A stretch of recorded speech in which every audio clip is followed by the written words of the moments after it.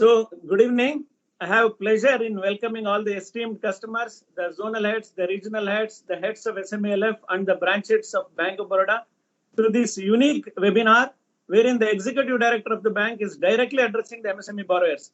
Now I will hand over to Sri Kiti sir to take this forward. Thank you very much. Thank you, Mr. Murli. This has been a great initiative taken by you. Bank of Baroda के जितने भी MSME borrowers हैं और मेरे bank of Baroda के जितने भी स्टाफगण इस पे जुड़े हुए हैं उन सभी को मेरा नमस्कार, greetings, good evening. This has been a great initiative in having a mega MSME outreach program.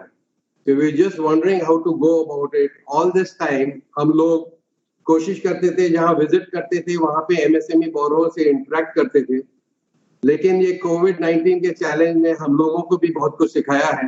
And this has been one of those fallouts of that. यहाँ पे आज मिस्टर मूर्ति ने यहाँ पे ऑर्गेनाइज किया है webinar right from the desk of the executive director, where the MSME units Bengal में हो, आसाम में हो, ईस्ट साइड में, राजस्थान में हो, गुजरात में हो, वेस्ट साइड में, पंजाब में, उत्तराखंड में, नॉर्थ में हो, या तमिलनाडु और केरला साउथ में हो, सभी एमएसएमई यूनिट्स आज इस वेबिनार के द्वारा हमसे जुड़े हुए हैं. और साथ में ही एक अच्छे इनिशिएटिव के तौर पर हमारे जितने भी जोनल मैनेजर्स हैं, हमारे जितने भी रीजनल मैनेजर्स हैं, हमारे जितने भी शाखा प्रबंधक हैं, जितने भी एसएमई लोन फैक्ट्री के हेड्स हैं, वो सब भी इस वेबिनार के अंदर आज जुड़े हुए हैं. तो एक बहुत ही अच्छा इनिशिएटिव है जहां राइट बैंक ऑफ बड़ौदा के टॉप मैनेजमेंट से लेके नीचे लोएस्ट लेवल पे, ग्रास रूट लेवल पे, एडवांसेस ऑफिसर तक सब जने जुड़े हुए हैं. जो भी कॉर्पोरेट फिलॉसफी है, जो भी कॉर्पोरेट आइडिया है, उसके अंदर right from top to bottom एक प्लेन के ऊपर अलाइन होके हमारे कस्टमर्स को हम रीच कर रहे हैं. किसी भी टाइप आइडिया के अंदर कहीं पे भी किसी टाइप का कोई ट्रांसमिशन लॉस नहीं है. ये डिफिकल्ट टाइम्स हैं आज के. इस टाइम पे ये एमएसएमई आउटरीच प्रोग्राम एक बहुत ही अच्छा इनिशिएटिव साबित होगा, एक अच्छा एक्सपेरिमेंट साबित होगा, और अगर ये सफल रहा तो इस टाइप के और भी आयोजन हम करते रहेंगे. This difficult time anxiety MSME sector के अंदर काफी ज्यादा है, और ऐसे टाइम पे इससे ज्यादा सही टाइम और क्या हो सकता था जब हम हमारे एमएसएमई कस्टमर्स को रीच करते. आज जो एमएसएमई कस्टमर्स हमारे साथ जुड़े हुए हैं वो 50 करोड़ की लिमिट वाले एमएसएमई कस्टमर्स भी जुड़े हुए हैं, 5 लाख की यूनिट वर्किंग फैसिलिटीज वाले एमएसएमई भी जुड़े हुए हैं. इसीलिए आज के इस वार्तालाप को, इस डायलॉग को हम लोग एक बहुत ही सिंपल तरीके से प्रेजेंट करने की कोशिश करेंगे, बात करने की कोशिश करेंगे. कोई टेक्निकलिटी, कोई हाई फंडा ग्राफ्स, कोई एकेडमिक टाइप का इंटरेस्ट वाली चीजें ना करके आज हम इसको एक बहुत ही प्रैक्टिकल तरीके से जो हम सोच करते हैं उसके बारे में बात करेंगे. कोविड-19 के जो पहलू हैं उनको हम दो भागों में बांट सकते हैं. पहला हेल्थ एंड वेलनेस, और दूसरा उसका जो इकोनॉमिक इम्पैक्ट है. वो अधिकतर 80% जो बात है वो हेल्थ एंड वेलनेस से रिलेटेड है, और जो इकोनॉमिक इम्पैक्ट है वो उसी का ऑफस्प्रिंग है.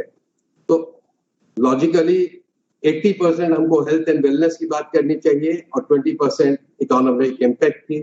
लेकिन आज का जो हमारा टारगेट है एमएसएमई ग्रुप जो इसको हम टारगेट कर रहे हैं, और डेफिनेटली बाकी सारी चीजें हेल्थ एंड वेलनेस की सारी बात वो करते हैं, सुनते हैं, सारा ज्ञान मिलता है, लेकिन इस इकोनॉमिक इम्पैक्ट में बैंक से प्राप्त जो भी लिंकेज है उसके बारे में सुनने का भी इच्छा रखते होंगे. तो आज हम इकोनॉमिक इम्पैक्ट के ऊपर भी ज्यादा हम कंसंट्रेट करेंगे. हेल्थ एंड वेलनेस जरूरी है, 2 मिनट के अंदर मैं जरूर उसके बारे में बात करना चाहूंगा, क्योंकि ये ग्लोबल पैंडेमिक है. इससे वर्ल्ड के अंदर ऑलमोस्ट 200 कंट्रीज जुड़े हुए हैं. आज इस मेनेस के कारण करीब 31 लाख लोग इससे संक्रमित हैं. करीब 2,10,000 इसमें कैजुअलिटीज भी हो चुकी हैं, फैटलिटीज हो चुकी हैं. द ग्राफ कुछ कंट्रीज में अभी भी अनअबेटेड बढ़ रहा है, कुछ जगह पे डेफिनेटली टेपिड हो रहा है, बट कुछ जगह पे काफी ज्यादा बढ़ रहा है. यहाँ हिंदुस्तान की बात करें, भारत की बात करें तो करीब करीब ये आंकड़ा अभी 30,000 संक्रमित लोगों का हो गया है और इसमें करीब 1,000 जाने भी जा चुकी हैं। मैटर काफी सीरियस है, बट फिर भी कुछ अच्छी बातें इससे निकल करके आई हैं। हमारी गवर्नमेंट की वजह से, some pragmatic approach, prudent approach लेने की वजह से आज हम इसको we are able to see a suppressed graph. इतना ज्यादा सीवियर ग्राफ नहीं देखने को मिल रहा है जितना कि हो सकता था। तो ये हमारे कुछ प्रैग्मेटिक अप्रोचेस जो ली गई है, जैसे डे 0 पे जब एक भी संक्रमित लोग नहीं थे, उसी टाइम पे प्रोएक्टिवली एयरपोर्ट पे थर्मल चेकिंग चालू कर दी गई थी। Lots of advisories were given, mask were proposed, social distancing was proposed, working from home was proposed, and lockdown was very early stage के अंदर ही हम लोगों ने इम्प्लीमेंट कर दिया था। पहले 21 दिन का लॉकडाउन, उसके बाद उसको एक्सटेंड किया है। आज 35वां दिन है हमारा लॉकडाउन का। एंड फॉर्चुनेटली इन सारे एफर्ट्स की वजह से there has been a little tepid growth in the graph. थोड़ा सा टेपरिंग जरूर हुआ है। हमारा जो डबलिंग रेट था वो 3 का आ रहा था, 3 दिन में डबल होने का। That has now tapered to almost 8 to 9 days, which is a good thing. हमारी तैयारियां इसके अंदर काफी हैं। कहते हैं कि 1 लाख संक्रमित लोगों के लिए 15,000 बेड्स की जरूरत होती है। हम लोगों के यहाँ 30,000 इन्फेक्टेड लोगों के सामने हम लोगों ने ऑलरेडी 1 लाख बेड की व्यवस्था कर दी है। टेस्टिंग फैसिलिटीज बढ़ रही हैं। हॉस्पिटल्स हमारे कम से कम 10 हॉस्पिटल के लिए तैयार कर दिए। तो I will immediately come to the economic impact of the things, and इसके लिए हमारी टीम ने एक छोटा सा प्रेजेंटेशन बनाया है। I like to share that presentation with you. मैं ये शुरू की जो 15 स्लाइड है, इसमें से 7-8 स्लाइड्स के ऊपर मैं ज्यादा वक्त नहीं निकालूंगा, बिकॉज ये सारा बातें हैं जो कि मैं जल्दी जल्दी कवर करने की कोशिश करूंगा। और जो मेन की लास्ट की 4 या 5 स्लाइड्स हैं, परहैप्स हम लोग उसके ऊपर थोड़ा सा ज्यादा टाइम बिताने की कोशिश करेंगे।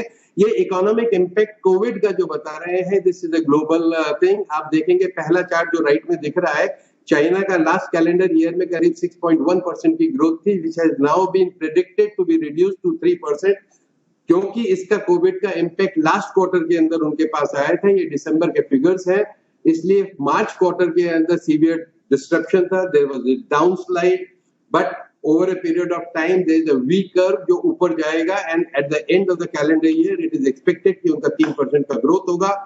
नेक्स्ट साइड के अंदर अगर हम देखेंगे, यूएस एंड यूरोपियन यूनियन, उनका 2%, 1.5% जितना ग्रोथ था, but there is a severe downgrade of almost 5 to 5.5% in the GDP. And Japan का लास्ट वाला है, जहां पे आप देखेंगे 0.7% ग्रोथ से 2.2 माइनस के अंदर एक्सपेक्टेड है। वर्ल्ड एज ए होल देखेंगे तो सेकेंड ग्राफ लास्ट के अंदर करंट कैलेंडर ईयर 20 का जो एक्सपेक्टेड है दिसंबर में, दैट इज ऑलमोस्ट, आईएमएफ ने प्रिडिक्ट किया है कि it will be -3% growth against the 3% positive growth this year which was there. And third chart जो आप देखेंगे, दिस इज अगेन आईएमएफ ने, बड़ौदा रिसर्च टीम ने हमारे इंडिया के लिए ये प्रिडिक्ट किया है कि it will be almost 1.9 to 2% growth in the positive territory. That's a good thing. First quarter, second quarter, third quarter में थोड़ा सा डाउनस्लाइड है, लेकिन फोर्थ क्वार्टर में इट इज प्रिडिक्टेड कि हम लोग वी टर्न के अंदर ऊपर जाएंगे। एंड बट एक चीज मैं आपको शुरू में ही बता देना चाहूंगा कि these predictions are based on many vectors. काफी वेक्टर्स होते हैं जिनका मैग्नीट्यूड और डायरेक्शन होता है, काफी वेरिएबल्स होते हैं, और इनमें से 1 या 2 वेरिएबल भी अगर इधर का इधर हो गए तो आपके सारे predictions can go haywire. So don't be carried away by predictions. We will go as we come to the bridge. Impact on exports and imports जो इस इंडिया के ऊपर हुआ है, वो आप देखेंगे कि मार्च 20 के अंदर आप लोगों ने पढ़ा होगा, देखा होगा कि ऑलमोस्ट 35% का हमारा डिप था एक्सपोर्ट के अंदर। और आने वाले वक्त में भी जब यूरोप के अंदर करीब 19.7% यानी 20% के आसपास, और यूएस हमारा 16% का एक्सपोर्ट होता है, ये दोनों की दोनों लॉकडाउन के अंदर फंसे हुए हैं, बंद हैं, कंप्लीट शटडाउन है। तो हमारे एक्सपोर्ट्स डेफिनेटली इमीडिएटली पिकअप करने की कोई गुंजाइश नजर नहीं आ रही है। इंपोर्ट्स भी अगर हम देखेंगे मार्च के अंदर non oil and non gold अगर इंपोर्ट देखेंगे तो there is a decrease of almost 30% in the imports. तो इंपोर्ट एंड एक्सपोर्ट पे हमारे काफी सीवियर इम्पैक्ट है। जो सेक्टर्स हमारे मैक्सिमम कंप्रेशन देखने वाले हैं या देख रहे हैं उनमें है airlines and hotels, auto, construction, textile, logistics, oil and gas, और जो ज्यादा कंपैरेटिवली मोर रेजिलिएंट सेक्टर्स हैं उनमें है agriculture, telecom, pharma, IT services and chemicals. तो ये हमारे कुछ रेजिलिएंट है, और कहीं पे जहां हमारे को कंप्रेशन या हिट ज्यादा दिखने आए, these are those sectors. Impact assessment on businesses अगर हम देखना चाहेंगे तो ये है कि ड्यूरिंग दिस लॉकडाउन पीरियड करीब करीब 2/3 प्रोडक्शन लॉस ऑलरेडी हो चुका है। करीब करीब 9 लाख करोड़ हमारा इसमें से वाइप आउट हो चुका है। 32,000 करोड़ का डेली का लॉस है हमारा। ग्लोबली अगर देखेंगे तो यूएस $9 ट्रिलियन का लॉस हो चुका है, वाइप आउट हो चुका है। And I don't know overall इसके अंदर by the time we flatten out कितना लॉस होएगा। Major companies in India temporarily या तो सस्पेंड उन्होंने अपना वर्क कर दिया है या सिग्निफिकेंटली रिड्यूस्ड ऑपरेशंस है। पूरी वैल्यू चेन इफेक्ट हो गई है।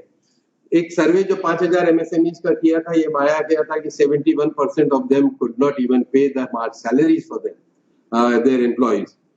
एक मंथ या अनएम्प्लॉयमेंट एक महीने में करीब 6.7% से बढ़ करके 26% हो गया है। और इस लॉकडाउन में करीब करीब 14 करोड़ लोग हैं जो अपने एम्प्लॉयमेंट से हाथ धो बैठे हैं। एंड इसमें से काफी टेम्परेरी वेजेस वाले थे, जो काफी माइग्रेशन मूवमेंट वाले थे। All said and done, impact is huge. MSMEs are unable to pay to the creditors due to freeze in production and slump in demand. Revenue generation एक तरफ हमारी होल्ड पे रहती है। कंपनीज को फिक्स्ड अपने एक्सपेंसेस जैसे रेंट है, भले गोडाउन का हो, ऑफिस स्पेस का हो, इंडस्ट्रियल प्लेस का हो, सैलरीज हो और दूसरे फिक्स्ड एक्सपेंसेस हैं वो देने पड़ रहे हैं। लॉकडाउन के कारण lakhs of labourers have moved toward their homes and many are booked in the camps with the state government. Migrating them for the bank will be, for the work will be very, very difficult. And most important challenge for government will be identification of MSMEs because most of them are in the informal sector.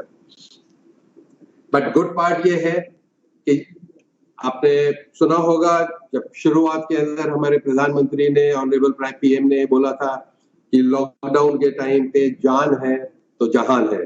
And that point of time we had a very, very clear concept कि इस समय हमको lockdown में जाना है so that हम हमारे इस ग्राफ को बढ़ने से पॉज बटन दबा सकें। बट अभी जो हमारे सीएम्स के साथ जो ऑनरेबल पीएम ने जो मीटिंग्स ली थी उसमें ये चीज उभर करके वापस से सामने आई कि इकोनॉमिक इम्पैक्ट भी अगर हम लोगों ने साइमल्टेनियसली, अब जब हम कुछ हद तक ग्राफ को कंट्रोल करने की पोजीशन में है और अगर हम इसके इकोनॉमिक इम्पैक्ट के अगर टोटल इग्नोर करेंगे तो थोड़ा बड़ा प्रॉब्लम हो सकता है। तो जान भी और जहान भी, that was the slogan which was given by the honourable prime minister. And accordingly कुछ हद तक कुछ रिलैक्सेशन सर्टेन सेक्टर्स को दिए गए हैं। 20 अप्रैल से रिवाइव करने के लिए एलिंग इकोनॉमी को कुछ रिलैक्सेशन, कुछ जगह पे खोलने की परमिशंस दी गई हैं। कुछ प्लान स्ट्रेटेजीज के साथ हॉटस्पॉट्स वगैरह को कंटेनमेंट जोन के अंदर कन्वर्ट करके बाकी के डिस्ट्रिक्ट्स को थोड़ा सा फ्री उसके अंदर छोड़ने की कोशिश की गई है। इन जोन्स को हमने red zone, amber zone and green zone के अंदर बांटने की कोशिश की है। रेड जोन का टोटल कंटेनमेंट हुआ है, येलो जोन के अंदर सम कुछ तक रिस्ट्रिक्शंस कम किए हैं और ग्रीन जोन में आते हैं तो रिलैक्सेशन और मिल जाते हैं। फोकस जो है वो फिर भी हेल्थ सर्विसेज पे है, रूरल इकोनॉमी पे है, खास करके एग्रीकल्चर, एमएसएमई, कंस्ट्रक्शन और स्पेशली वर्क्स अंडर नरेगा जो है उनके ऊपर फोकस है। Movement of cargoes and essential items, e commerce companies, financial services, public utilities, उनके ऊपर अलाउ किया गया है। Direct marketing operations by state and union government, procurement of agriculture products farmer से अलाउ किया गया है। कुछ प्राइवेट एंड कमर्शियल एस्टैब्लिशमेंट जैसे आईटी सेक्टर है, आईटी एनेबल्ड सर्विसेज है, ई कॉमर्स है, इनको भी परमिट किया गया है। हम जल्दी से एक बार देखेंगे चैलेंजेस फॉर एमएसएमईज।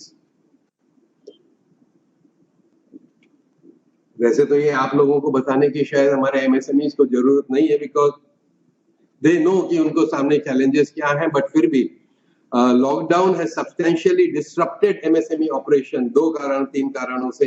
एक तो उनका कैश इकोनॉमी के ऊपर काफी दारोमदार था, जो कि अभी काफी डिस्टर्ब हो गई है।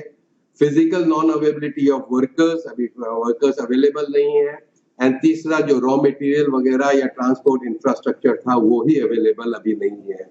कुछ सेक्टर्स जैसे ट्रैवल है, हॉस्पिटैलिटी है, फूड सर्विसेज है, they have been hit very hard.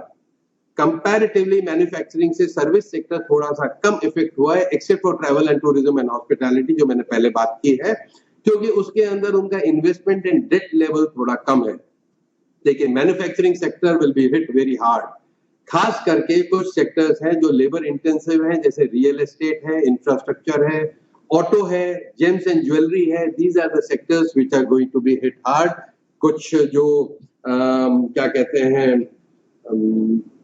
Consumption वाली चीजें हैं वो शायद इतना हार्ड हिट नहीं होंगी, लेकिन कुछ लग्जरी आइटम्स या जो कि नॉन असेंशियल आइटम्स के अंदर गिना जाते हैं, वहां पे शायद that sector will be hit little more harder. MSME exporters will be affected hugely, क्योंकि डब्ल्यूओ प्रोजेक्ट करता है कि 13% से 32% तक का हमारा डिक्रीज आएगा।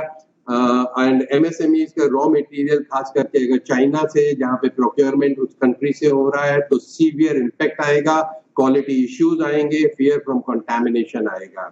क्योंकि हमारे एमएसएमईज जो अभी इस समय जुड़े हुए हैं वेबिनार पे हमारे साथ, वो बड़े एमएसएमई से लेकर के 5 लाख की वर्किंग कैपिटल वाले भी जुड़े हुए हैं। इसलिए मैं शुद्ध इंग्लिश के अंदर या शुद्ध हिंदी में ना बोल करके बोलचाल की भाषा के अंदर प्रेजेंटेशन या आपसे बात करने की कोशिश कर रहा हूं। I hope that should be acceptable. कुछ और चैलेंजेस जो हैं वो ये है कि डिमांड बहुत स्लो हो गई है, except for some consumer goods. Output prices जो होंगी वो बिकॉज डिमांड नहीं होगी तो टंबल होएगा, और इसके ऊपर खास करके जो मार्जिन्स हैं उसके ऊपर बहुत इफेक्ट होगा। खास करके दोज बिजनेसेस जिनका margins are low, they are going to be affected more. Consumers shall be postponing their decision to buy non-essential assets, जो मैंने अभी बात किया है। Increase in labor cost, क्योंकि लेबर कम मिलेगी तो लेबर कॉस्ट भी बढ़ जाएगा। आपका ओपेक्स यानी ऑपरेशन एक्सपेंडिचर आपका थोड़ा बढ़ जाएगा। नॉन हेल्थ और नॉन फूड रिलेटेड सेक्टर्स शायद इसके ऊपर फोकस कम रहेगा फाइनेंशियल कंस्ट्रेंट्स के कारण, and this is going to शायद impact a few of the MSMEs, खास करके इंफ्रा रियल एस्टेट वगैरह में।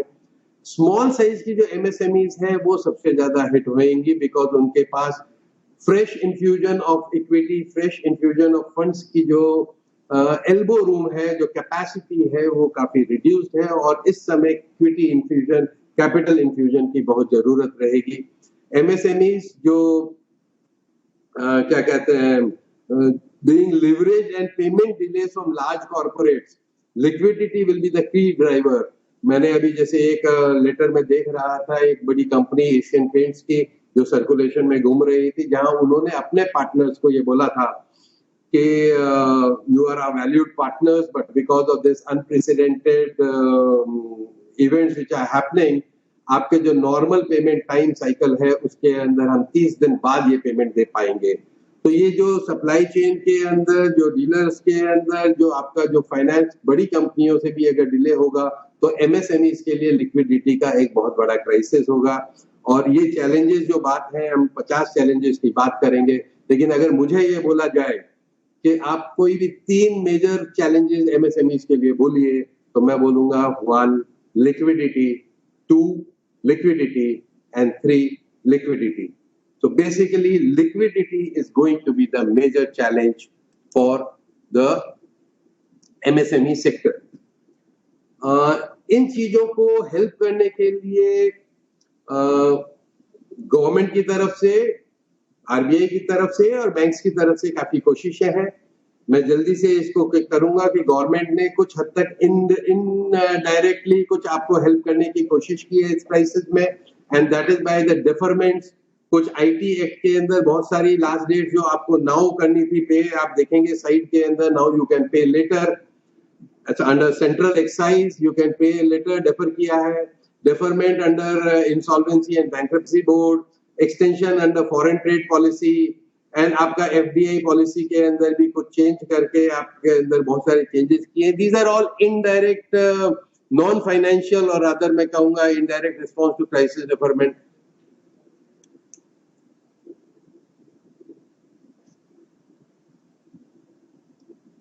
Government response to the crisis, इसके अंदर डायरेक्ट रिस्पॉन्स जो है उसके अंदर हम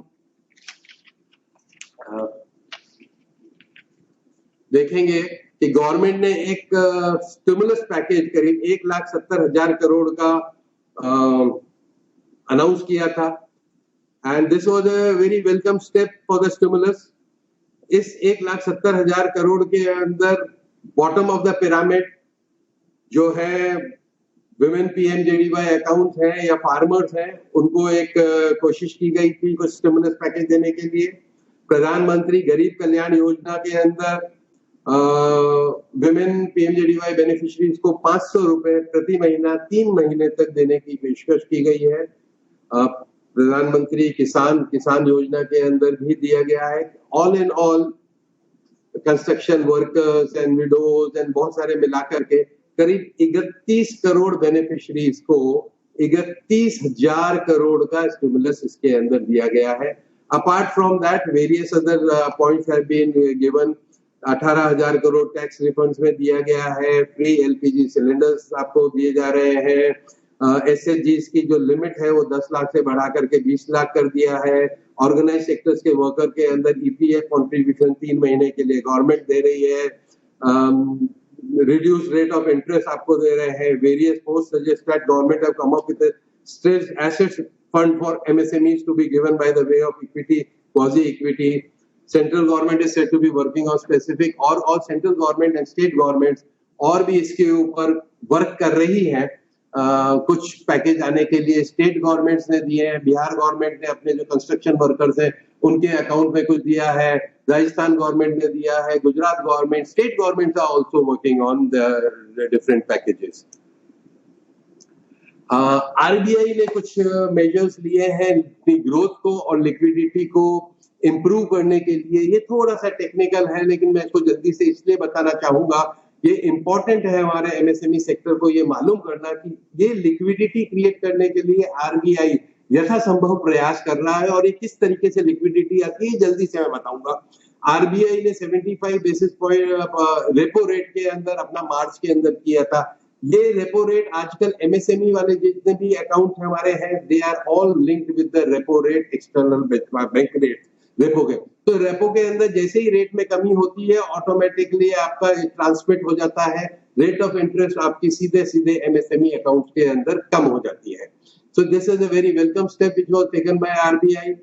उन्होंने रेपो और रिवर्स रेपो रेट के बीच में जो गैप था उस लिक्विडिटी एडजस्टमेंट फैसिलिटी के अंदर कॉरिडोर में, वो पहले 25 बेसिस पॉइंट था, अब उसको बढ़ा के 65 बेसिस पॉइंट कर दिया है। जहां 75 बेसिस पॉइंट रेपो में काटे थे, 115 बेसिस पॉइंट उन्होंने रिवर्स रेपो में काटे हैं, 3.75 कर दिया है। इससे बैंक्स को एक लिक्विडिटी मिलेगी। They will be incentivised to lend more rather than parking it with Reserve Bank of India. उन्होंने रिजर्व बैंक ने रीफाइनेंस फैसिलिटी दी है नाबार्ड, सिडबी और एनएचबी को 50,000 करोड़ की फॉर फर्दर फाइनेंसिंग। आरबीआई ने करीब करीब 4.25 लाख करोड़ की लिक्विडिटी सिस्टम में डाली है। उन्होंने पहला लाए थे टारगेटेड लॉन्ग टर्म रेपो इसको कहते हैं, उससे करीब 1 लाख करोड़।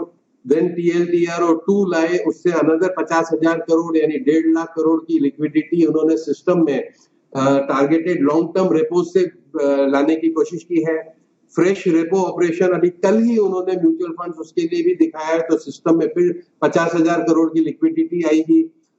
बैंक्स कुछ अपनी डिपॉजिट का कुछ पोर्शन 4% अपना आरबीआई के पास कैश रिजर्व रेशियो के तौर पे रखा करते थे, उसमें कटौती करके आरबीआई ने 3% कर दिया है, यानी 1% less, 1% more liquidity in the system. इसका मतलब होता है 1,37,000 करोड़ की additional liquidity. Schedule commercial banks marginal अपने स्टैंडिंग फैसिलिटी के अंदर भी 1% एसएलआर का और लिक्विडिटी के लिए ले सकते हैं, वो 1,37,000 करोड़ और कुल मिलाकर के ये 5 लाख पौने 5 लाख करोड़ की एडिशनल लिक्विडिटी आरबीआई ने बनाया सिस्टम में क्रिएट की है। ये शायद कुछ छोटी एमएसएमईज के लिए बहुत रेलेवेंट ना होगा, लेकिन ये समझना जरूरी है हमारे लिए कि ये लिक्विडिटी अगर होगी सिस्टम में तभी आगे एमएसएमईज को भी लिक्विडिटी मिल पाएगी। और भी लिक्विडिटी के मेजर्स हैं, मैं क्विकली बोल दूंगा। डॉलर लिक्विडिटी है, लिक्विडिटी कवरेज रेशियो को उन्होंने रिड्यूस किया है। स्टेट्स की जो मार्च की जो वेज एंड मीन्स की जो एडवांसेस की जो लिमिट थी उसको 60% उन्होंने अभी फिलहाल बढ़ा दिया है, तो स्टेट्स 1 लाख करोड़ की और लिक्विडिटी पैदा कर सकते हैं। आरबीआई ने एक्सपोर्ट रियलाइजेशन का जो पीरियड था उसको भी 9 महीने से बढ़ा के 15 महीने कर दिया है। बहुत सारे एफर्ट, बहुत कोशिशें आरबीआई की तरफ से भी जारी है। Anyway, I will talk about this banks relief measures जो हम एमएसएमईज को दे रहे हैं, एंड इसके लिए I will just show Bank of Baroda MSMEs को क्या रिलीफ मेजर्स के अंदर कर रहा है, we will talk about that. Moratorium on instalments of term loans and interest of working capital for 3 months under RBI's COVID-19 regulatory relief package। जितने भी हमारे लोन्स हैं, वर्किंग कैपिटल्स हैं, उन सभी के ऊपर टर्म लोन्स हैं तो 3 महीने का मोरेटोरियम ग्रांट कर दिया गया है। यू डोंट हैव टू पे द इंस्टॉलमेंट्स। अगर वर्किंग कैपिटल है तो 3 महीने के लिए इंटरेस्ट के ऊपर मोरेटोरियम दे दिया गया है। जहां पे भी स्टैंडिंग इंस्ट्रक्शन आपने दिया हुआ है या आपने नैश मैंडेट दिया हुआ है, वहां पे you have to opt out of that. जहां पे भी इंटरेस्ट डिमांड से आपके अकाउंट डेबिट हो रहे हैं वहां पे ऑटोमेटिकली आपको ये मोरेटोरियम 3 महीने के लिए दे दिया गया है। In case if you do not want it then you have to opt in कि हमारे को पेमेंट करना है। So this is a very big relief which the Reserve Bank of India has allowed us and we have passed it on to our customers. Asset classification as of 1st March 2020, this is going to remain intact till May 20. ये एक relief जो पहले नहीं दी गई थी 27 मार्च वाले उसके अंदर अनाउंसमेंट में, बाद में रिजर्व बैंक ऑफ इंडिया ने ये फैसिलिटी दी है कि जो भी हमारा एसेट क्लासिफिकेशन का स्टेटस था as on 1st March, that will be continued up to May. तो जो भी आपका 1st मार्च से लेके 31 मई के बीच का जो भी आपका जो मॉरिटोरियम पीरियड है, that will not affect your asset classification and your asset classification will remain standstill। जैसा है वैसा ही आपको 3 महीने के लिए रहेगा। Now very importantly, bank has introduced an additional COVID-19 emergency credit lines for MSME at a very nominal rate of interest and very liberalized terms। So ये कोविड-19 की जो इमरजेंसी क्रेडिट लाइन है ये हमने हमारे एमएसएमईज को दिया है। This is a very important helping hand which the bank has extended to all its MSMEs. This is at a very reasonable rate of interest which is basically आप देख लीजिए 7.25% आता है for all MSMEs. 10% of the fund-based working capital is given to you as an emergency credit line. Immediately you can avail it. Very simple procedure, 1-page application, 1-page assessment. आप apply कीजिए और आपका जो भी सैंक्शनिंग अथॉरिटी है 1 दिन, 2 दिन, 3 दिन के अंदर आपको क्रेडिट लाइन से मिल जाएंगी। आपका ये 24 महीने के लिए आपके लिए अवेलेबल रहेगा। फर्स्ट 6 months का मोरेटोरियम है।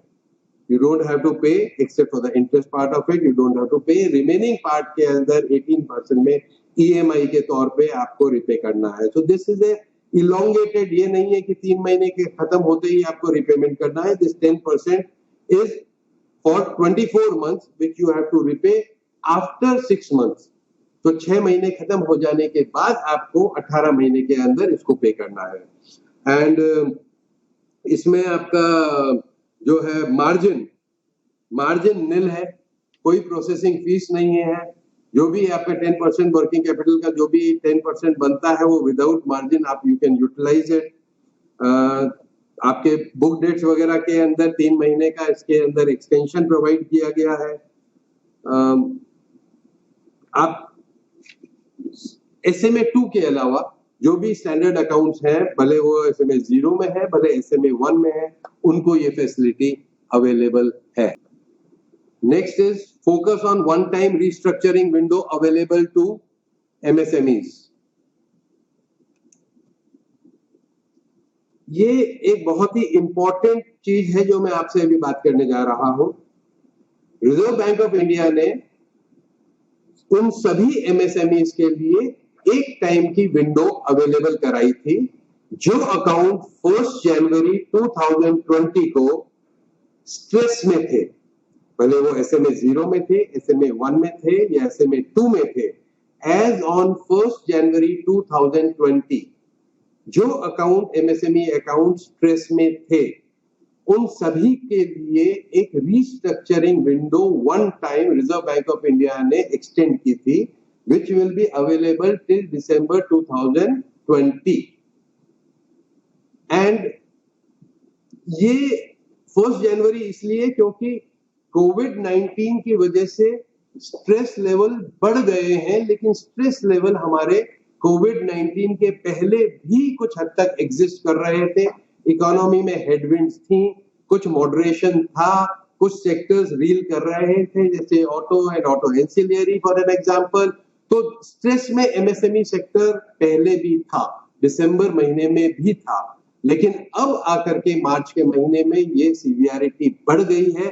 But reserve Bank of India ने जो 1 जनवरी 2020 को जो भी अकाउंट्स आपके स्ट्रेस में थे, उनको one time restructuring without downgradation of the asset classification, without classifying them as an NPA, ये जो विंडो दी थी, मैं चाहूंगा कि मेरे MSMEs इसको जहां पे भी जरूरत पड़े, जहां पे भी अवेलेबल है, जहां पे भी एप्लीकेबल है, इस विंडो को कृपया अवेल करें।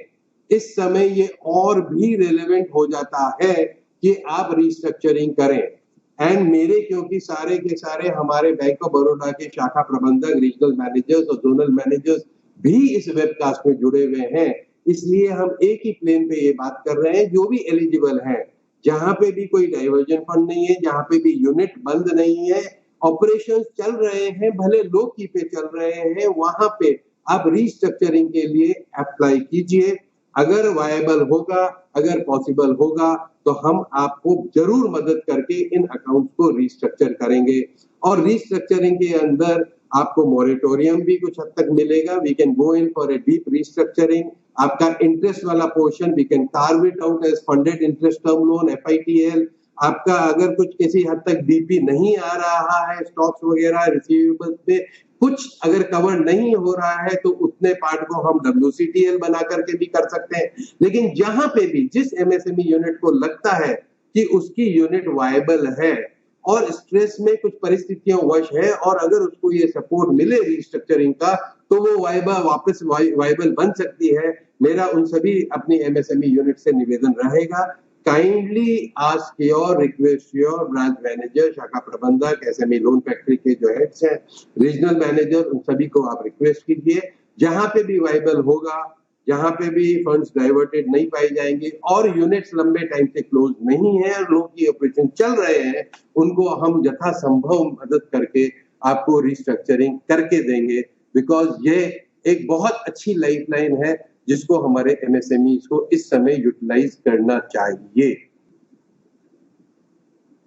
चौथा है परचेज। हम PCG गवर्नमेंट के पार्शियल क्रेडिट गारंटी के अंदर हम NBFCs के कुछ चीजें परचेज कर रहे हैं, पूल्स परचेज कर रहे हैं, जिससे NBFC सेक्टर को कुछ लिक्विडिटी मिले और वो लोग फिर फर्दर MSMEs को फाइनेंस कर सकें। बैंक्स NBFC के साथ को ओरिजिनेशन, को लेंडिंग मॉडल के ऊपर काम कर रहा है, जिससे हमारे MSMEs को लो इंटरेस्ट कॉस्ट पे आपका को ओरिजिनेट कर सकें हम लोन्स NBFC के साथ मिलकर के। एक और इम्पोर्टेंट पार्ट है जो ये है कि banks are working on reassessment of working capital by decreasing existing margins, considering elongated cycle for working capital to ease out liquidity. Banks इस परिस्थिति के अंदर MSMEs के जो भी असेसमेंट मॉडल है उसको रिविजिट कर रहा है, मार्जिन कम करके, वर्किंग साइकिल आपकी लंबी हो गई है, रिसीवेबल्स की साइकिल आपकी 90 दिन से बढ़ के मान लो 180 दिन हो गई है। इन सभी चीजों को मद्देनजर रख करके हम वर्कआउट एक मॉडल करने की कोशिश कर रहे हैं, रीअसेसमेंट मॉडल। यहाँ पे भी 5 करोड़ से कम की लिमिट्स है और 5 करोड़ से ऊपर की लिमिट्स है। एमएसएमई के लिए ये मॉडल अंडर असेसमेंट है। डीएफएस भी इस बारे में चिंतित है। Department of financial services secretary Panda साहब रेगुलरली हमसे इस बारे में चिंता व्यक्त करते हैं और प्रोत्साहित करते हैं हमें कि हम इस रीअसेसमेंट मॉडल पे करें। 3-4 बड़े बैंकों ने मिलकर के एक कमिटी बना करके इस रीअसेसमेंट मॉडल पे थोड़ा काम भी किया है और हम उम्मीद करते हैं कि अति शीघ्र ही हम इस रीअसेसमेंट मॉडल के ऊपर वर्किंग कैपिटल का जो रीअसेसमेंट है उसके हिसाब से कुछ नया मॉडल लेके आएंगे, which will again be a relief to the MSME sector. इसके अलावा और भी additional facilities backed by credit guarantee schemes हम लोग एक्सपेक्ट कर रहे हैं। कुछ हद तक गवर्नमेंट से मिलने की उम्मीद हमको है कि क्रेडिट गारंटी बैक्ड कुछ और एडिशनल कुछ सुविधा एमएसएमईज के लिए मिलेगी। हम लोग आउटरीच एमएसएमई को कर रहे हैं। एक रेजोल्यूशन, किसी का भी स्पेसिफिक रेजोल्यूशन है, कस्टम मेड है, that also we are doing. आप ध्यान से देखें इस प्रेजेंटेशन को, यहाँ पे एक MSME हेल्पलाइन @bankofbaroda.com हमने किया है। किसी भी MSME को अगर किसी भी तरह की स्पेसिफिक परेशानी है तो इसके ऊपर ईमेल करें। At central level we will be trying to look into this and try and find resolution as fast as possible. कुछ बात करेंगे ऑप्टिमिज्म एंड अपॉर्चुनिटीज की। हर एक काले बादल के आगे सिल्वर लाइनिंग्स नजर आती हैं, उसी तरीके से हमारे सामने भी कुछ चैलेंजेस जो थे उनके सामने कुछ ऑप्टिमिज्म एंड अपॉर्चुनिटीज हैं। Lots of vaccines and drugs research वगैरह हो रहा है और कुछ पॉजिटिव रिस्पॉन्सेज वर्ल्ड ग्लोब से आ रहे हैं कि इसका कुछ अर्ली सॉल्यूशन आ सकता है। चाइना खुल चुका है, उनका जो ग्राफ है वो वापस से आईपीपी के अंदर वी के अंदर ऊपर चढ़ा है। कुछ अर्ली सिम्टम्स हमको मिल रहे हैं कि ईस्टर्न यूरोप के अंदर भी कुछ ओपनिंग अप इकोनॉमी की हो रही है, वहां पे भी कुछ फ्लैटनिंग है कर्व का। कुछ रिपोर्ट्स हमारी ये सजेस्ट करती हैं कि इंडिया के अंदर by May end we should see a substantial decline, भले वो सिंगापुर यूनिवर्सिटी की हो, भले नीति आयोग से रिलेटेड कुछ रिपोर्ट्स हो, लेकिन कुछ पॉजिटिव रिपोर्ट्स आ रही हैं जो हमको ये बताती हैं कि कुछ मे एंड तक we can look at some flattening of the curve. India के अंदर काफी सारे स्टेट्स हैं, केरला, गोवा, मणिपुर, जहाँ पे ऑलरेडी आपके कर्व फ्लैट हो चुके हैं। केरला में तो पूरा डिफाई हो गया, 74 डेज डबलिंग हो गया, जहां हमारा नेशनल एवरेज 8 या 9 दिन का डबलिंग है, वहां पे 75 दिन में डबलिंग का वो आ चुका है। तो they are very very positive things जो कंटेनमेंट करके उन्होंने इसको टैकल किया है। सिमिलरली कुछ रूरल इकोनॉमी जो हमारी अलाउ कर दी गई है, this will definitely be as a booster for MSME. Government has open some corona free districts, urban ways के एरियाज के अंदर इन स्टैगर्ड वेज। जहाँ हॉटस्पॉट्स हैं उनके ऊपर स्ट्रिक्ट लॉकडाउन से हम लोग एक्सपेक्ट करते हैं कि हम लोग कुछ इन्फेक्शंस को रिड्यूस कर पाएंगे एंड कंटेन कर पाएंगे। ये पेंडेमिक ने हमारे को कुछ और चीजें सिखाई हैं कि हम कैसे मोर डिजिटली काम कर सकते हैं, कैसे sunrise sector, health care, IT, pharma के अंदर कुछ हमको उम्मीदों, कुछ नई किरण नजर आ रही है। आज का जो वेबिनार है ये भी इसका मोर डिजिटली का एक एग्जाम्पल है। कुछ अच्छे इंडिकेशंस आ रहे हैं। आपके फर्स्ट शॉर्ट रेंज जो वेदर फोरकास्ट है वो ये प्रिडिक्ट करती है कि इस बार के जो मॉनसून्स हैं वो नॉर्मल हैं और bumper crop can be expected. तो एग्रीकल्चर सेक्टर, जैसा हम कह रहे थे, it is showing resilience, it is resilient and kharif का सोइंग सीजन ऑलरेडी चालू हो चुका है, which is again good. Government and RBI दोनों साइड पे काम कर रहे हैं, डिमांड साइड पे भी, सप्लाई साइड पे भी, बॉटम ऑफ द पिरामिड के ऊपर सस्टेनेंस के लिए, कंजम्पशन के लिए कुछ पैकेजेस दे रहे हैं, कुछ चीजें अच्छी लेके आ रहे हैं and this is going to be a boost for us. इसके बाद कुछ ऑयल प्राइसेस हैं, बताती हैं कि 2023 तक ऑयल प्राइसेस सबड्यूड रहेंगी क्योंकि इंडिया जो है ये बिग इंपोर्टर ऑफ ऑयल है, इसलिए हमारे लिए एक अच्छी खबर है। इन्फ्लेशन कूल आउट हो गया है। जनवरी में जो 7.6% था, now it has come down to 5.91%। RBI expect करती है कि ये फर्दर कूल डाउन होएगा। इंडिया एज ए रेस्क्यूअर देख रहा है, क्योंकि सप्लाई फार्मा को कर रहे हैं। तो एमएसएमईज के लिए आने वाले वक्त के अंदर एक्सपोर्ट्स के लिए काफी अच्छी अपॉर्चुनिटीज नजर आ रही है।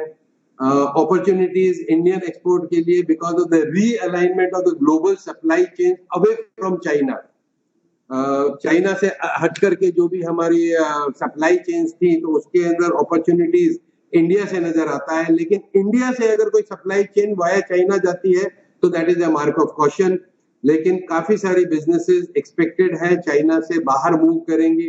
Again few opportunities that they can be parked in the country. Emotional and economic backlash जो है चाइना का, that can be basically A boon in disguise for the country. हमारे को नए economic models, rural urban divide को bridge करने के लिए अपॉर्चुनिटीज दिख रही हैं। हमारे को make in India campaign, export driven model को करने के लिए अपॉर्चुनिटीज दिख रही हैं। कैपिटल इनफ्लो कंट्री के अंदर होगा। Capital will flow into the countries which are less battered, and western world जो है, Europe and America are badly battered. India is less battered, so capital inflow की गुंजाइश इंडिया में काफी ज्यादा है। This is a very very positive sign. And then जैसे मैंने पहले बताया था कि 1,70,000 करोड़ का जो पैकेज हमारे को दिया है, वो खाली 0.8% ऑफ द इंडियन जीडीपी है। इंडिया की जीडीपी है 220 लाख करोड़ की। पैकेज अभी मिला था 1.7 लाख करोड़ का, that translates to only 0.8% of the GDP. कुछ कंट्रीज हैं जिनका परसेंटेज टर्म्स में, जीडीपी के परसेंटेज टर्म्स में बहुत ज्यादा बड़ा स्टिमुलस पैकेज है। तो हम लोग भी उम्मीद कर सकते हैं इंडिया के अंदर की फर्दर एक आध और, क्योंकि एल्बो रूम अवेलेबल है, तो अच्छे कोई स्टिमुलस पैकेज और आएगा। And very shortly we can expect, it's anybody's guess, 20,000 crore का आएगा, 50,000 करोड़ का आएगा, लाख करोड़ का आएगा, 3 लाख करोड़ का आएगा। इन परसेंटेज ऑफ जीडीपी कितना आएगा, बट रूम अवेलेबल है and we can be optimistic in expecting another stimulus package, खास करके कंसिडरिंग एमएसएमई सेक्टर। अब मैं आपसे कुछ सजेशंस की बात करूंगा। लास्ट स्लाइड है मेरा, मैं 5-7 मिनट और लेकर के इसको वाइंड अप करूंगा। सजेशंस मेरे हैं, capitalisation rather than over leveraging. This is the time जब हम ओवर लीवरेजिंग से बचें। डेट कंपोनेंट ज्यादा होगा तो बर्डन इंटरेस्ट का ज्यादा होगा। This is the time when we have to actually look at equity inflow into our units rather than looking for a extensive debt inflow. तो ये बहुत जरूरी है कि इस समय कैपिटलाइजेशन ओवर लीवरेजिंग के कंपैरिजन में बेटर है। Maintaining good credit rating of business will allow banks to fund more debt and equity. आप कृपया करके, this is very important कि जहां तक पॉसिबल हो अपनी क्रेडिट रेटिंग मेंटेन करें। कोशिश करें इसको अपने यथासंभव प्रयास के अंदर, क्योंकि अगर क्रेडिट रेटिंग अगर मेंटेन होती है तो at a later time, at any point of time, banks के लिए भी एडिशनल फंडिंग करना थोड़ा आसान होता है। So this will be a time when you have to actually closely look at maintaining your good credit rating. Judicious use of resources, avoid diversion of funds. ये एक थोड़ा सा टची पॉइंट ले लिया है मैंने। अपने जो भी अवेलेबल रिसोर्सेज हैं उनको जुडिशियसली यूज कीजिए। मैं क्यों बोल रहा हूँ, क्योंकि डाइवर्जन ऑफ फंड्स एक टची मामला है। हो सकता है, किसको हम डाइवर्जन ऑफ फंड कहते हैं? डाइवर्जन ऑफ फंड का मतलब ये होता है, आपको जिस स्पेसिफिक पर्पस के लिए आपको फाइनेंस किया गया हो, अगर आप उससे हट करके किसी भी और चीज के लिए उस फंड को यूज करते हैं, भले वो अपनी ही बिजनेस में करते हो, तो भी वो डाइवर्जन की कैटेगरी में आ जाता है। मैं इसको एक्सप्लेन और करना चाहूंगा, क्योंकि यहाँ छोटी छोटी एमएसएमई भी हमारे साथ जुड़ी हुई है। मान लो आपको 10 लाख रुपए का वर्किंग कैपिटल दिया गया है और आपको उसके अंदर एक और मशीन लगाने की जो नौबत आती है, तो आप अपनी वर्किंग कैपिटल जो शॉर्ट टर्म है, आपकी अवेलेबल कैपेसिटी के हिसाब से आपके बिजनेस साइकिल को असेस करके जो आपको 10 लाख दिया गया था, वो आपकी वर्किंग कैपिटल के लिए सफिशिएंट है। अब आप उसमें से अगर निकाल करके अपने ही बिजनेस में एक और मशीन लगाने की सोचेंगे तो आपको जो एग्जिस्टिंग वर्किंग कैपिटल है वो अपनी मशीन्स के हिसाब से कम पड़ेगी, और मशीन अगर लगा भी लेंगे तो एडिशनल कैपेसिटी क्रिएट होकर के वो वर्किंग कैपिटल तो आपकी बिल्कुल बिगड़ जाएगी। और अगर एक बार आप उस साइकिल में आ गए, एक बार प्रॉब्लम में आ गए, तो फिर आपकी रेटिंग खराब होती जाएगी, आपका अकाउंट इरेगुलर हो जाएगा, आपको एडिशनल फंडिंग बाद में करना मुश्किल हो जाएगा। सो अगर working capital short term funds आपको मिले हैं तो कृपया अपने उन फंड्स को सिर्फ उसी पर्पस के लिए यूज करें। आज का टाइम कोई भी आपको परमिशन नहीं देगा कि इसको किसी भी हालत में, भले ही अपनी ही बिजनेस हो, इसको किसी भी तरीके से दूसरे पर्पस के लिए यूज करें। तीसरा है maintain liquidity, it will give lot of opportunities in time to come. आने वाले वक्त के अंदर अगर आप लिक्विडिटी मेंटेन करते हैं अपनी, तो बहुत अपॉर्चुन रहेगा, बहुत आपको सुविधा रहेगी। दिस विल बी, मैंने जैसे पहले बताया था, liquidity and liquidity, this will be very की पॉइंट। ध्यान दीजिएगा किस तरीके से इसको लिक्विडिटी मेंटेन कर सकते हैं। रीस्ट्रक्चरिंग मैंने आपको बताया, डिटेल में बताया, जानबूझ के टाइम लगा के बताया। अवेल रीस्ट्रक्चरिंग जहां पे भी एप्लीकेबल है, जहां पे भी अवेलेबल है, और जहां पे भी आपकी इसके अंदर वाइबिलिटी बैठती है because of the restructuring, kindly request that हमारी टीम पूरी की पूरी इसको एग्जामिन करके आपकी रिक्वेस्ट को कंसिडर करने के लिए तत्पर है। रेफर बिजनेस इंश्योरेंस पॉलिसी, ये एक छोटा पॉइंट है, मैं भी कल पढ़ रहा था कि बिजनेस आपकी जो इंश्योरेंस लिया हुआ है आपने, वहां पे एक क्लॉज होता है कि 30 दिन तक अगर आपकी प्रीमिसेस अनऑक्यूपाइड है तो आपका इंश्योरेंस क्लॉज में कुछ इश्यू आता है। मैंने हमारे जो बैंक इंश्योरेंस पार्टनर्स हैं, चोला है, टाटा AIG है, उनसे कंफर्म किया, उन्होंने कहा सर बैंक इंश्योरेंस चैनल से जो भी इंश्योरेंस लिया हुआ है उसमें हमने ये 30 दिन वाला लॉकडाउन तक जब तक खुलता नहीं है तब तक हमने ऑटोमेटिकली एक्सटेंड कर दिया है। लेकिन जहां पे जिस MSME यूनिट ने किसी ऐसी इंश्योरेंस कंपनी से ले रखा है insurance, kindly go back, request them कि आपका अनऑक्यूपाइड है 30 दिन से ज्यादा अगर यूनिट, तो लॉकडाउन तक उसका इंश्योरेंस एक्सटेंड करें इस क्लॉज को। आप अपने बिजनेस प्रोसेस री इंजीनियरिंग, BPR मतलब बिजनेस प्रोसेस री इंजीनियरिंग, अपने काम करने के तरीके को डिजिटाइजेशन की तरफ, ऑप्टिमाइजेशन तरफ ले जाने के लिए जहां तक संभव हो, मैं जानता हूं कि कुछ छोटी यूनिट्स के लिए शायद संभव ना हो, लेकिन जहां तक पॉसिबल हो, अगर आप सोचना चालू करेंगे कि क्या हम इसको किसी तरह से डिजिटाइज कर सकते हैं, तो ऑप्टिमाइज कर सकते हैं, तो कृपया this is the right time we start thinking about this. Cost cutting at this juncture may provide some relief as net margins are expected to squeeze. ये बहुत जरूरी है कि आप good cost and bad cost में differentiation करना सीखें। Good cost कौन सी है? डिजिटाइजेशन के लिए, प्रोसेसेस के लिए जो कॉस्ट लगे, that is a good cost. Technology के लिए जो कॉस्ट लगे वो ठीक है, डिजिटल मार्केटिंग के लिए जो कॉस्ट लगे वो ठीक है, अपने HR के लिए जो कॉस्ट लगे, ह्यूमन रिसोर्सेज के लिए, अपने एसेट्स के लिए, वो कॉस्ट अच्छी हैं। बैड कॉस्ट मतलब आपको अपने लग्जरी कार में या प्लश ऑफिस के अंदर, मतलब you got to differentiate between good cost, necessary cost and bad cost. Bad cost बिल्कुल अवॉइड कर दीजिए, गुड कॉस्ट कंटिन्यू इन करें, नो इश्यू।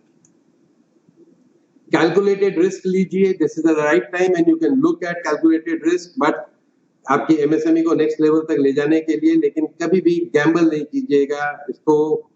कैलकुलेटेड रिस्क अलग चीज होती है, गैम्बलिंग अलग चीज होती है, तो do not jump into anything which can be treated as gambling.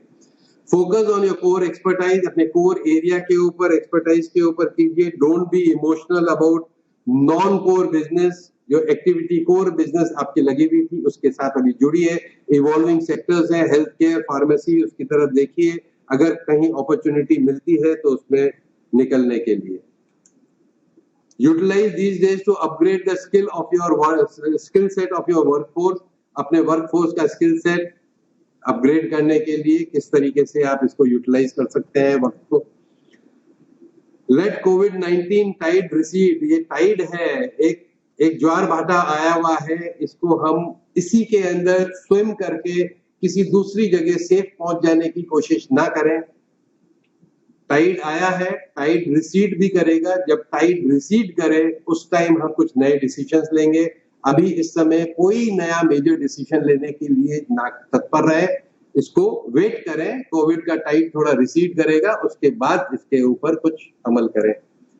And last and most important, अपना ख्याल रखें, अपने परिवार का ख्याल रखें, अपने एम्प्लॉयज का ख्याल रखें, अपने आसपास वाले लोगों का ख्याल रखें, क्योंकि जो कुछ भी है इसका इकोनॉमिक इम्पैक्ट या जो कुछ भी हमको सिल्वर लाइनिंग दिखती है या ऑप्टिमिज्म दिखता है, जो भी अपॉर्चुनिटीज नजर आती हैं, ये सब कुछ डिपेंडेंट है, मैंने जैसे बोला, हेल्थ एंड वेलनेस पे। वहां पे हमारा कोई भी कैलकुलेशन, कोई भी वेरिएबल अगर दिगमगाया तो हमारा ये जो हमने जो प्रिडिक्शंस है ये सब कुछ फ्लॉप हो जाएगा। ये एक लॉन्ग ड्रॉन है। सब कुछ लॉकडाउन खत्म होने के बाद absolute normal, back to normal हो जाएगा, वो नहीं है। It's a long hall.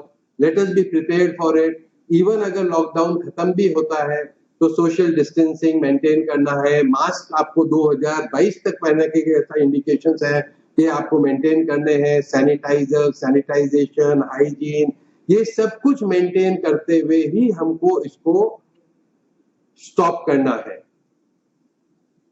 और ये बहुत जरूरी है कि आप इसमें सबसे इंपॉर्टेंट पॉइंट का सबसे ज्यादा ख्याल रखें।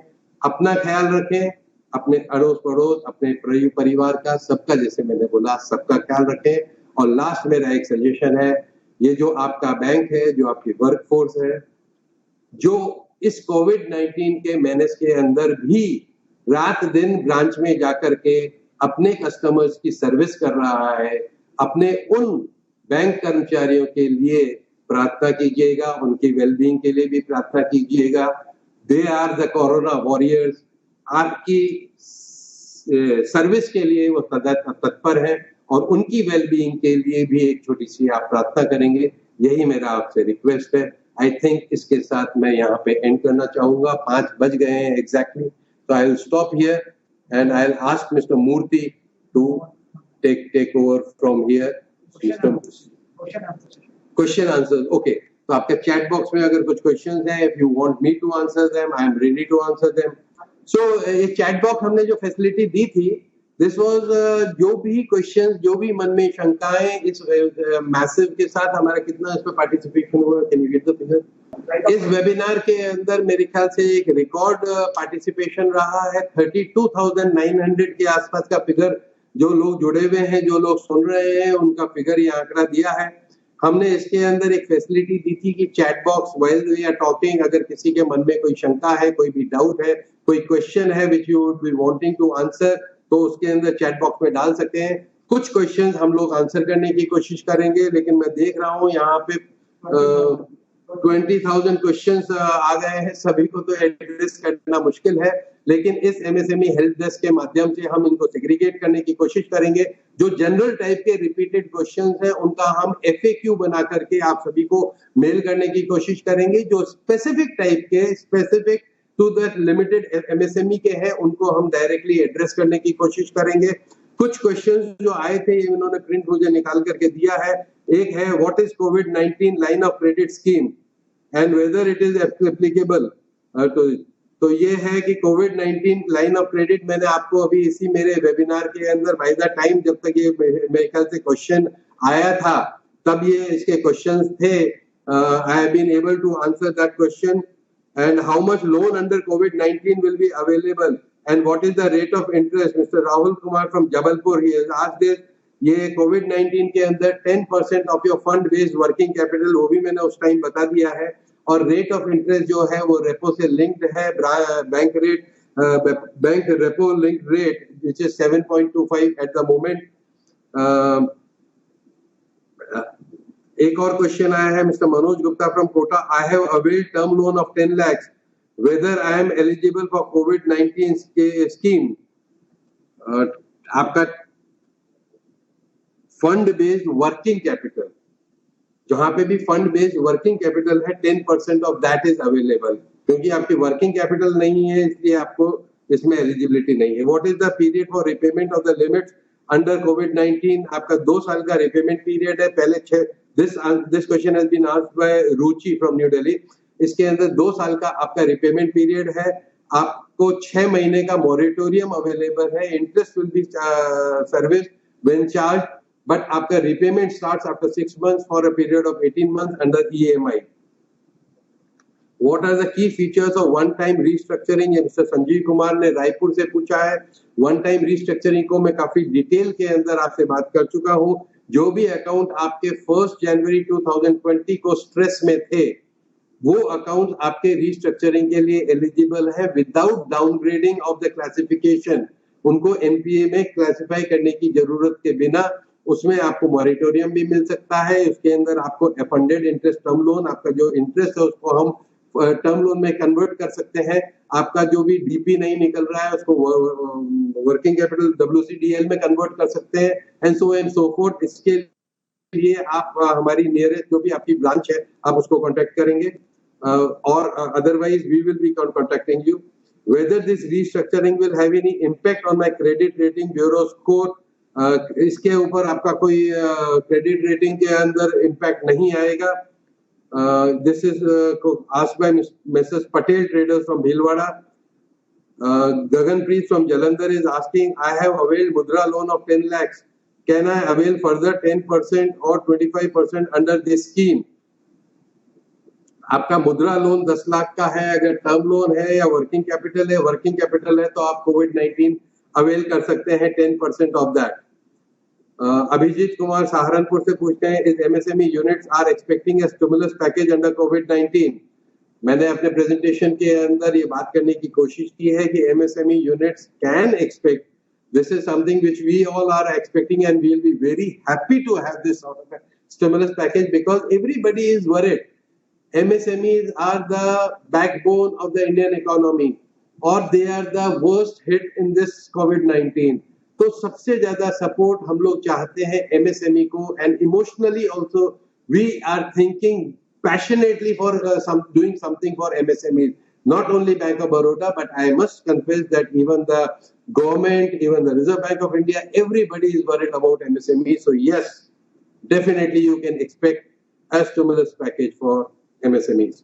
What are the facilities given to the businessman by the government through the bank so that we can run our business smoothly after lockdown? ये राजेश कुमार जी का होशियारपुर से एक क्वेश्चन था, ये मैं ऑलरेडी इसमें प्रेजेंटेशन में आंसर कर चुका हूँ मेरे। What kind of support to MSME customers for running and survive our business because now everyone is facing bad times because of Corona? Mr. Amit Jain from Bharatpur, I hope my presentation and my talk, my suggestions, my optimism talking about would have answered adequately your question. How will Bob help in COVID-19 time to MSME? Again, Mr. Adish Malik from New Delhi, I hope I have been able to answer your question as far as possible and within the ambit of what is permissible for us to do within the RBI guidelines and government guidelines. We will be most pleased and most passionate to do something for MSMEs. That is our commitment. MSME business वालों को क्या facility देने वाले हो? Mr. Reva Enterprise from Sadli. So what I see is basically most of these questions are related to what I have actually talked about. इसको फिर भी हम देख लेंगे। जो भी जनरल टाइप के क्वेश्चंस हैं, it will make a very good FAQs for us. हम इसको FAQ करके इसको हमारे वेबसाइट पे डालने की कोशिश करेंगे, या MSME हेल्पलाइन के थ्रू इसको हम सर्कुलेट करने की कोशिश करेंगे। और जो भी स्पेसिफिक इसके अंदर हमारी जो रिक्वायरमेंट, आपकी जो इंडिविजुअल वो है, इसके अंदर हम लोग इंडिविजुअल को एड्रेस करने की कोशिश करेंगे। I think the time is now running out. I think we were giving time 5:15 बजे तक का टाइम था।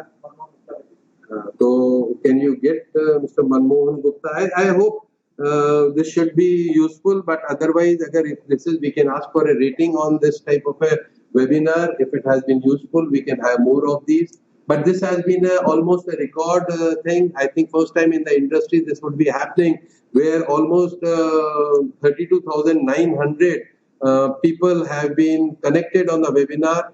केरला तक के जितने MSMEs हमारे हैं, एक ही प्लेटफॉर्म पे आना, और हमारे जोनल मैनेजर, रीजनल मैनेजर से लेके ब्रांच मैनेजर सबका एक प्लेटफॉर्म पे होना, ये काफी अच्छा एक्सपेरिमेंट मेरे ख्याल से रहेगा. Finally, on behalf of Bank of Baroda, I thank to all my MSME customers who spared their valuable time and participated in this webinar. I also thank to our ED sir, Kiti sir. Without his support and guidance, it was not possible to organize such a mega MSME office webinar. I would also like to thank to all the field functionaries, IT support team, marketing team, and their support for making this webinar a grand success. And in the end, I will tell you, वक्त की गर्दिशों का गर्व न करो, हौसले मुश्किलों में पड़ते हैं. Thank you, sir. Thank you.